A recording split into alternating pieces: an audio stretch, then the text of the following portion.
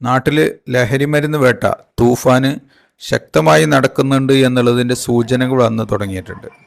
കോഴിക്കോട്, മലപ്പുറത്ത്, തിരൂര്, കൊല്ലം ജില്ലയിൽ പൊതുനിരത്തുകളിൽ യുവാക്കളിറങ്ങി വിഭ്രാന്തി സൃഷ്ടിക്കുന്നു, ഭീകരാന്തരീക്ഷം സൃഷ്ടിക്കുന്നു, കത്തിയെടുത്ത ആളുകൾക്ക് നേരെ ചൂണ്ടുന്നു, വാഹനങ്ങളുടെ ചില്ലടിച്ചു പൊട്ടിക്കുന്നു, ആളുകളായിട്ട് വീഡിയോ എടുത്ത് ഫേസ്ബുക്കിൽ പോസ്റ്റ് ചെയ്യുന്നു. ഡ്രൈവർമാരാണെങ്കിൽ സ്പീഡിൽ ലോറി ഓടിച്ച് അനേകം വാഹനങ്ങൾ ഇടിച്ച് പോലീസ് സ്റ്റേഷനിലെത്തി പോലീസുകാരനെ പരിക്കേൽക്കുന്നു, CCTV നശിപ്പിക്കുന്നു. ഇത് തൂഫാൻ അഥവാ ലഹരിമരുന്ന് വേട്ടയുടെ മറ്റൊരു വശമാണ്.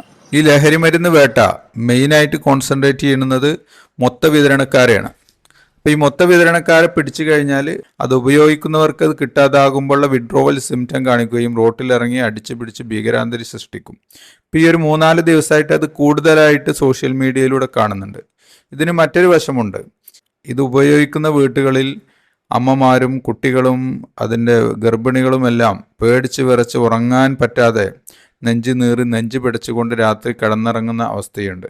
അപ്പോൾ ഈ മരുന്ന് കിട്ടാതായി കഴിഞ്ഞാൽ നമ്മൾ പ്രതീക്ഷിക്കേണ്ടത് ഇനി ഇവിടുന്ന് അങ്ങോട്ട് നമ്മുടെ നാട്ടിലോ ചുറ്റുവട്ടത്തോ നമ്മുടെ പരിചയത്തിലോ ലഹരി മരുന്ന് ഉപയോഗിക്കുന്ന ആളുകളുണ്ട് എങ്കിൽ അവർക്ക് ഈ തൂഫാൻ ശക്തമായി മുന്നോട്ട് പോയി കഴിഞ്ഞാൽ, അതിനൊരു ഇടങ്കോല് വരാതെ അത് ശക്തമായി മുന്നോട്ട് പോയി കഴിഞ്ഞാൽ ഇവർക്കൊന്നും മരുന്ന് കിട്ടാതെ ആവുകയും, മുമ്പൊക്കെ നമ്മൾ നാട്ടിൽ ലഹരി മരുന്നിന് അടിമപ്പെട്ടു അമ്മേനെ കൊന്നു, അച്ഛനെ കൊന്നു, കത്തിക്കുത്തി ഇവിടെ പരിക്ക്, ഇതെല്ലാം നമ്മൾ കേൾക്കാറുണ്ട്. അപ്പോൾ ഈ ലഹരി മരുന്ന് കിട്ടാതായി കഴിഞ്ഞാൽ അത് വീണ്ടും സംഭവിക്കാൻ സാധ്യതയുണ്ട്, ഭീകരാന്തരീക്ഷം ഉണ്ടാവും. അപ്പോൾ ഇങ്ങനെ ലഹരി മരുന്ന് ഉപയോഗിക്കുന്നവരെ നമ്മൾ സമൂഹത്തിൽ നിന്നും ഒറ്റപ്പെടുത്തുകയല്ല വേണ്ടത്. അവർക്ക് ജില്ലാ മാനസികാരോഗ്യ കേന്ദ്രങ്ങളിൽ അതിനുവേണ്ട ചികിത്സ ലഭ്യമായിരിക്കും. അതിനുവേണ്ട മരുന്നുകൾ കൊടുത്ത് അതിന് മെല്ലെ മെല്ലെ അതിൽ നിന്നും വിമുക്തി നേടി സാധാരണ ജീവിതത്തിലേക്ക് കൊണ്ടുവരാൻ പറ്റും.